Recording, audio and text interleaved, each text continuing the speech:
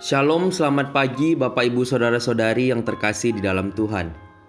Kita bersyukur Gema Kabar Baik kembali menyapa kita hari ini, Sabtu 22 April 2023. Gema Kabar Baik kita pada hari ini disadur dari santapan harian. Firman Tuhan di dalam Ulangan pasal 21 ayatnya yang ke-21, demikianlah firman Tuhan. Demikianlah harus kau hapuskan yang jahat itu dari tengah-tengahmu, dan seluruh orang Israel akan mendengar dan menjadi takut. Bapak Ibu Saudara, di Indonesia kita mengenal cerita tentang Malin Kundang, anak durhaka yang dikutuk oleh ibunya menjadi batu. Sekarang di dalam kitab Ulangan kita menemukan perintah untuk menghukum anak yang membangkang dan tidak mau mendengarkan perkataan orang tuanya. Bahkan setelah ia dihajar dengan cara melemparinya dengan batu sampai mati. Memang menghukum anak hingga mati tampak kejam. Namun hal itu dilakukan bukan dengan semena-mena.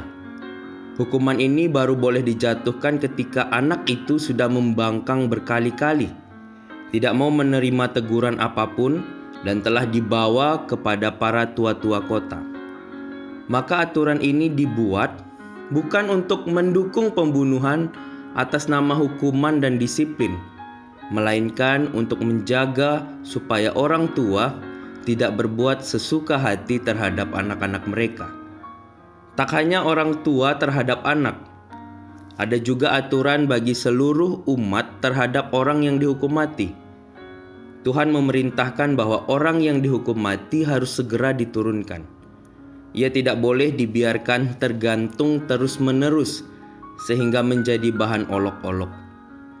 Maka melalui pemakaman yang selayaknya, keluarganya bisa mendapat ketenangan. Bapak Ibu Saudara, sekalipun terkesan kejam, aturan-aturan tadi mengajak kita untuk menghargai keberadaan orang lain, bahkan orang yang lebih muda dan orang yang bersalah sekalipun. Aturan-aturan ini bertujuan untuk menjaga kekudusan Tuhan, tanahnya, dan juga kekudusan umatnya. Orang jahat harus dihapuskan dan tanah pemberian Tuhan tidak boleh dinajiskan.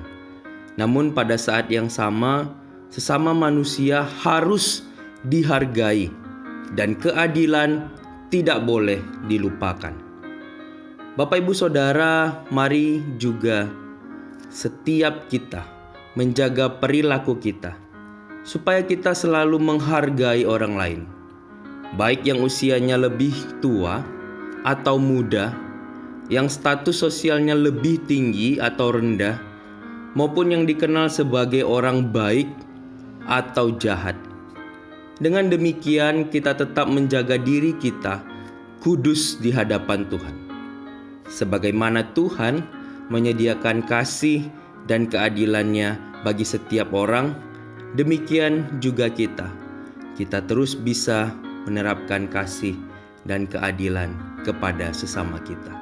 Amin kebenaran firman Tuhan. Mari kita bersatu di dalam doa.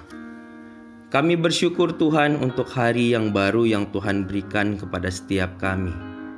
Hari ini kami kembali diingatkan oleh firman-Mu bahwa kami harus menjaga kekudusan hidup kami sebagai umat Tuhan. Bukan hanya itu, Tuhan juga kemudian memerintahkan setiap kami untuk juga boleh punya sikap menghargai orang-orang yang ada di sekitar kami.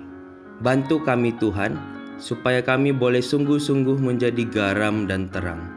Kami boleh kemudian membagikan kasih Kristus itu kepada setiap orang yang ada di sekitar kami. Kami mohon supaya Tuhan terus memberikan kami hati yang senantiasa menghargai, menghormati, dan peduli kepada saudara-saudara di sekitar kami. Terima kasih Tuhan. Kami menyerahkan kegiatan kami sepanjang hari ini, Tuhan yang pimpin. Biarlah kami boleh terus memuliakan Tuhan dan boleh terus menjadi berkat bagi sesama kami. Ini doa kami Tuhan di dalam nama Tuhan Yesus Kristus, Tuhan dan Juru Selamat kami yang hidup. Kami berdoa dan bersyukur. Amin. Selamat pagi Bapak Ibu Saudara semua.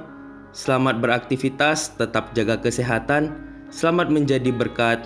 Tuhan Yesus memberkati.